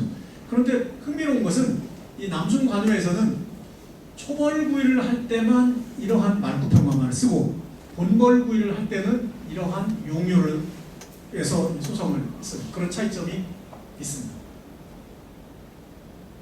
이것은, 그리고 이제 아까 제가 말씀드렸습니다만은 남송관요는 이제까지는 순회사 관요하고 교단화 관요밖에 없다고 그랬는데, 그러면 가마터가 2개가 있어야 되는데 가마터가 여러 개가 있는 거예요. 그래서 제가 보기엔 아마 순회사 관요는 지금의 그 서호 남쪽에 있는 청평산에 원래 있다가 그 옆에 아까 말씀드린 노동으로 옮겼다가 마지막에는 금차량이라는 한 곳이 있는데, 글리 3번을 옮겼던 것 같아요. 2번을. 그리고 교단화 관요는 교단화에 설치돼서 그냥 끝까지 계속 갖고, 그러면 적어도 이 가마터가 하나, 둘, 셋, 4개는 있었다는 거죠. 그래서 아마 저는 이러한 방식이 아니었나 생각을 하고 있습니다. 자, 이제 남송관요에서 발굴된 이제 표본들을 보도록 하겠습니다. 이것은 이제 노동요에서 발굴된 건데, 실제 남송관요의 가마터에서 발굴된 거죠. 이거 삼족향로고, 이것은 이제 이른바 지추병이라고 하는 겁니다. 보면 이제 이 유층 굉장히 두껍죠. 자, 이것은 이제 전세 남송관요인데, 이것은 정과장 문고에 포장되어 있는 이제까지의 남송관요 전세품 가운데 가장 전형적입니다. 가장 대표적입니다. 이것은 이제 일본의 중요문화재로 소장돼 지정이 되어 있고, 동경국립박물관에 소장되어 있습니다. 지금 전시돼 있어요. 지금 볼 수가 있습니다.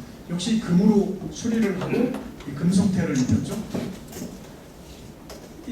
여기에 보이는 이러한 뭡니까?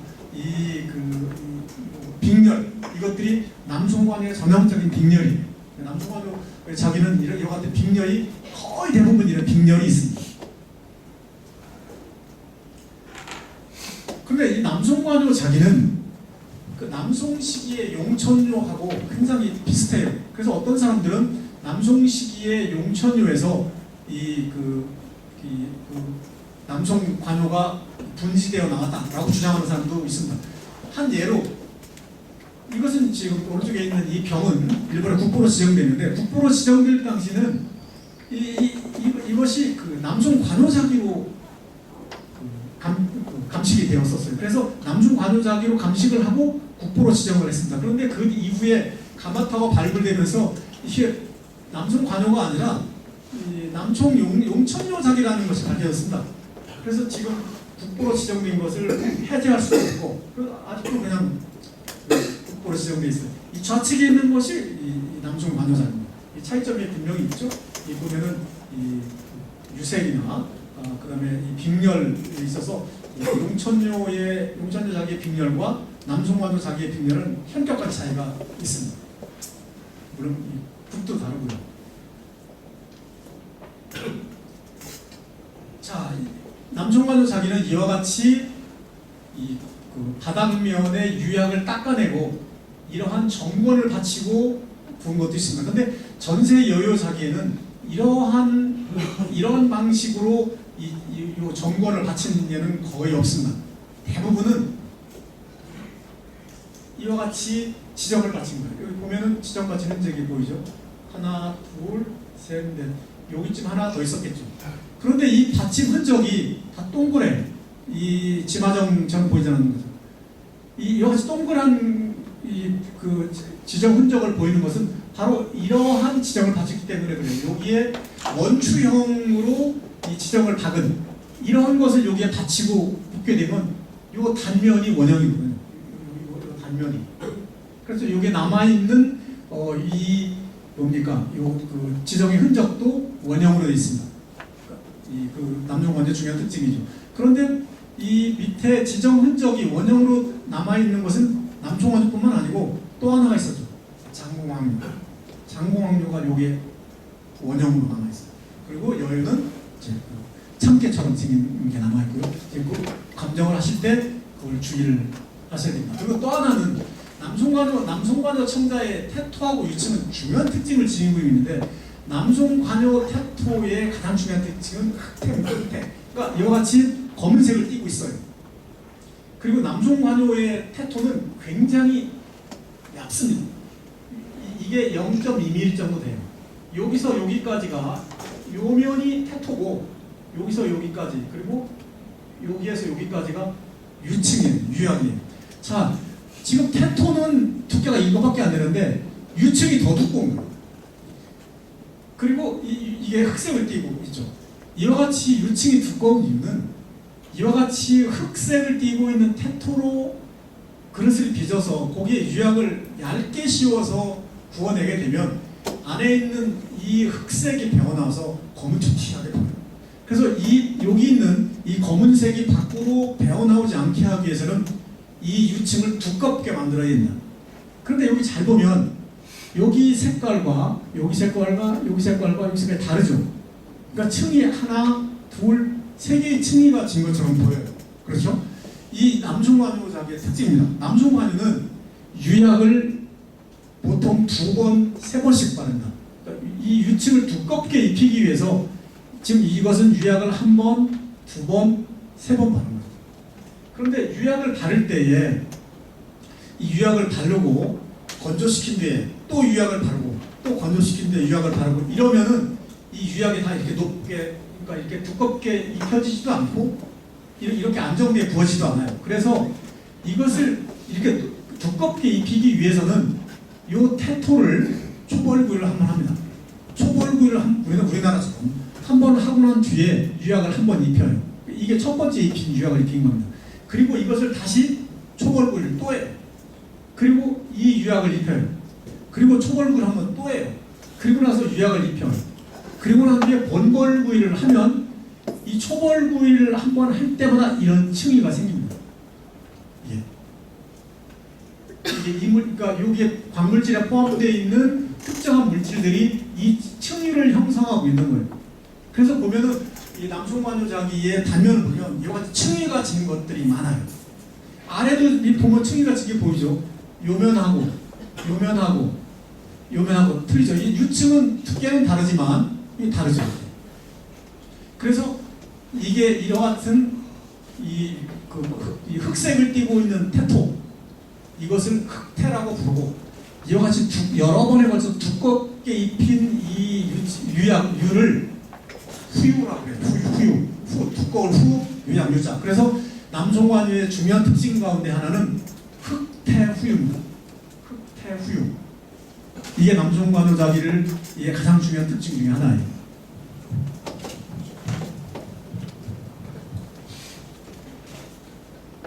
자, 이 남송관유자기의 일반적인 유약의 색깔입니다. 보통 이래요. 그러니까 가마터에서 발굴되는 것은 이런 색이고 이런 색이지만 실제 전세 여유자기로 거래됐던 것들은 이래요. 그러니까 여러분들이 이런 것들은 실제 전세품 가운데는 별로 없어요. 이런 색은 주로 이런 색만 있다는 거죠. 그러니까 여러분들이 혹시 전세 반여자기를 보시게 되면 이런 색을 가지고 있는 것들이 진품이에요. 이런 것들은 주로 불량품으로, 이런 유색을 가지고 있는 것들은 불량품으로 인정되어서 다 깨트려져서 가마터에서 볼 수 있는 거죠. 실제로 그래요. 자, 보실까요? 비슷하죠? 이런 것들은 거의 보이지 않아요. 이런 것들은 가마터에서는 거의 찾아볼 수 없고, 보십시오. 그러니까 이런 것들이 지금 전세 여유작이라고 해서 이 시장에서 돌아다닌다면 그건 가품이라는 거죠. 이것은 가마터에서 깨질 운명이지 가마터 밖으로 나올 수 있는 운명이 아니라는 거죠. 이런 것은 진정한 관유작을 생각 안 했으니까. 그러니까 이런 색깔, 그리고 이런 색깔, 이런 색깔, 이런 것들이 진품 관유작에 가까운 거죠. 그리고 여러분들이 이제 이 빅렬을 보면은 이게 관유작의 전형적인 빅렬입니다. 이게 이것은 이제 빅렬문이라고 하는 거고, 이것은 이제 어린문이라고 하는 건데, 이제 물고기 비늘처럼 반짝반짝 빛나는 이것이 이제 관유작의 중요한 특징 가운데 하나죠. 그리고 여러분들이 이제 그 관유작을 공부하시다 보면 이 자구철족이라는 말을 많이 듣게 됩니다. 이제 뭐 책에도 많이 나오고, 이제 좀 관유작이 안 다른 사람은 이제 자구철족이라는 얘기를 다룬 사람, 이거 어려운 거 아닙니다. 이 자구라는 것은 이 자줏빛을 띤 구연부라는 뜻이에요. 자, 여기 보면 자줏빛을 띄었죠. 이게 이 매병의 구연부입니다. 이 매병의 구연부의 끝부분인데, 끝부분은 여기에 있는 유약을 입혀가지고 굽게 되면 이 유약이 밖으로 흘러내려요. 근데 이 부분의 유층이 얇습니다. 그럼 그 안에 들어있는 흑색을 띤 그 흑태의 그 색이 유약이 얇기 때문에 배어 나와요. 그래서 이 자줏빛을 띤 그 구연부의 모습을 연출하는 겁니다. 그리고 철족이라는 것은 철은 흑색이라는 뜻이에요. 이걸 가마에서 굽다 보면은 이 부분에 그 구부의 끝면, 접지면의 유약을 깎아내고서 굽게 되는데, 이 깎아내게 되면은 이 부분에 유약을 입혀지지 않으면 이 태토에 섞여 있던 뭡니까? 이 FeO3, 그 산화철 성분이 배어 나와가지고 산화철 성분이 기본적으로 갈색 내지는 검은색입니다. 이 유약을 깎아낸 부분이 이 검은색을 띠게 돼요. 그걸 철족이라고 하는 거예요. 그래서 바로 이와 같은 유약과 유약이 얇아진 곳에서 보이는 이러한 자줏빛 색깔과 유약을 깎아낸 부분에서 검게 보이는 요 색깔, 이것을 바로 자구철족으로 부르는 거죠. 이것은 뭐 대단한 게 아니고. 그 다음에 균열을 보도록 하겠습니다. 균열은 이제 지금 하남섬 우주시에 있죠. 뭐 여러분들이 균요 우주시에 가면은 이제 균요 유지 박물관이라고 이제 있는데, 그 균열을 보시면은 여주하고 가깝기 때문에 같이 보시면 좋습니다. 우주시에 있죠. 역시 가마의 구조는 역시 말구평 가마, 북방 요장이니까 말구평 가마 이렇게 있고요. 이 균요의 전개를 보면 가장 이른 시기에 송균이라고 하는 곳이 있는데, 이 송균이라고 북송 말기에 구워진 가마들은 되게 이렇습니다. 근데 요즘에 보면 아마 이와 같은 장미홍, 즉 산화철을 바른 것은 아마도 북송 말기가 아니라 금대기 아닌가 하는 그 주장을 하는 연구자도 있습니다. 그 다음에 이제 근대에 들어가게 되면 이와 같이 선홍색을 띠는 이제 이러한 균효자기가 있는데 이 균효자기의 색깔은 이 두 가지입니다. 이와 같이 천남색이라고 하는 하늘색을 띠는 부분과 이와 같이 장밋빛을 띠는 이 붉은빛 이 두 개로 이루어져 있는데 이 천남색을 띠는 것과 이 분홍색을 띠고 있는 것이 선명할수록 보급품입니다.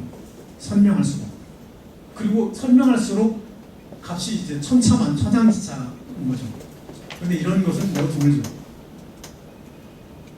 자, 이제 이런 것은 이제 값이 좀 떨어지겠죠?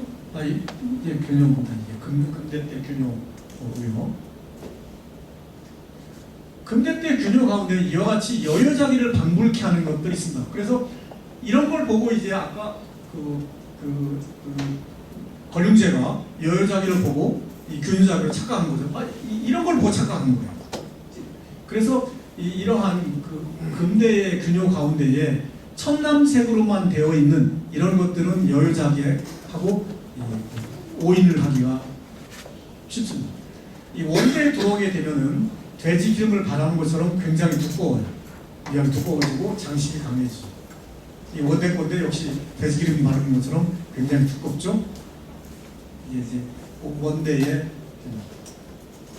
아까 말씀드렸던 그 송대 도자 연구 사상의 문제가 되는 것이 이 송대 관균이라고 하는 것이 문제가 된다고 얘기를 했는데 그걸 보도록 하겠습니다.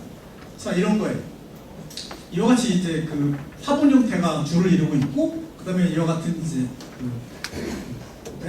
뭡니까 산화동으로 붉은색을 낸 유리용하고 유사한 이런 색을 내고 있으면서 그 바닥에 꼭 숫자가 쓰여 있어요. 1, 2, 3, 4, 5, 6, 7, 8, 9, 10까지. 그리고 이제 이것은 화분이니까 구멍이 있죠. 이런 거라든가 또 이런 거. 여기도 역시 10이라는 색이 쓰여 있죠. 이런 거. 여기는 1이라는 숫자가 쓰여 있죠. 아마 이것은 화분이라기보다는 필색이죠. 이런 거. 이것은 양심전에 수상되겠습니다. 양심전이라는 것은 이제 명대 말기 때의 궁전인데 청대 때 주로 사용하기 시작했죠. 그래서 이 옹정제 같은 경우는 이제 양심전으로 침전을 옮겼죠. 그리고 이제 이 양심전에는 청대 황실의 소장품들을 많이 여기에서 보관했습니다. 양심전이라고 쓰여 있으면 그것은 청대 때 청궁 구장품일 가능성이 상당히 높은 거죠. 이런 것들이에요. 이런 것들에 대해서 그 이전에는 주로 이게 이제 휘종 때에 관균에서 만든 거라고 이제 주로 생각을 했습니다만 요즘에는 그렇게 믿는 연구자보다는 오히려 이게 송대 때 작품이 아니라 원대 말기 내지는 명대 초기. 저는 기본적으로는 명대 초기서에 동결합니다. 여기에 보면 여기도 일자가 쓰여 있죠. 그래서 지금 이러한 이른바 송대 관균이라고 하는 이런 것들이 가품들이 굉장히 많아요. 왜냐하면 이게 비싸거든요. 그러니까 아마 여러분들이 베이징 북경에 한자리에 가면 가장 많이 보는 자기들 가운데 하나가 이런 걸 거예요. 굉장히 많아요. 잘 보십시오. 그것들 보면 요 밑바닥에 꼭 숫자도 쓰여 있고요. 요 화분처럼 구멍도 뚫어져 있고요. 이와 같이 장미 홍도 선명하게 있고요. 구별하기 힘듭니다. 처음에는 한 몇십만 달라고 할 거예요. 깎으면 아마 한 5, 6만 살 거예요. 자, 그 다음에는 이제 마지막으로 용천료를 보도록 하겠습니다.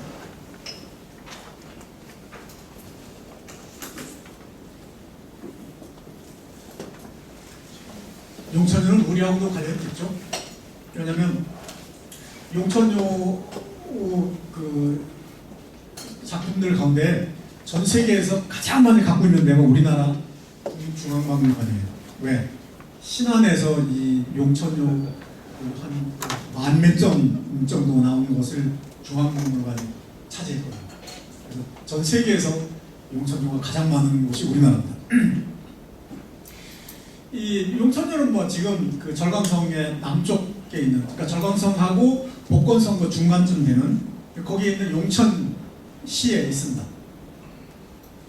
가마는 역시 남방요답게 이 같은 그 용요로 되어 있습니다. 굉장히 길죠. 자, 이게 용요입니다.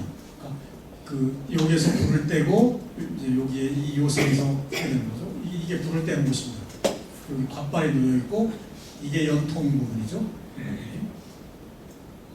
여기 이 가마에서 바로 이 원대 말기에서 명대 초기까지의 이른바 관요 타입의 이 그 용천요를 부르는 흥농암요라고 하는 것인데,